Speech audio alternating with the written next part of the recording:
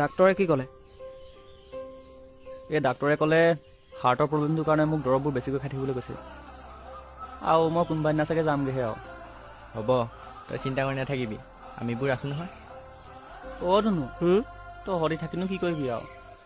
ভগৱানৰ লীলাটো তহঁতি জানই। মোক এই হাৰ্টৰ প্ৰব্লেমটো দিলে আৰু এতিয়া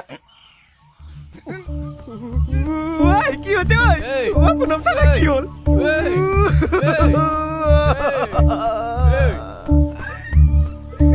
গ'লগে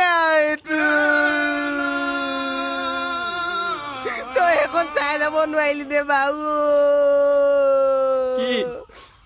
প্ৰেমৰ বৰষুণ ছেকেণ্ড পাৰ্ট। কেতিয়া দিবি? ডিচেম্বৰ 6 তাৰিখে দিম। এই মাহত? এই সপ্তাহত? মই জীয়াই থাকিম, সেইখন চাম। মই কষ্ট কৰিছো ন, চাব লাগিব। চাম, চবেই চাব লাগিব। চাবই। ডিচেম্বৰ 6 তাৰিখে দিবই, দিমেই।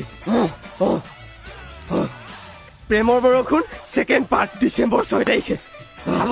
চাব।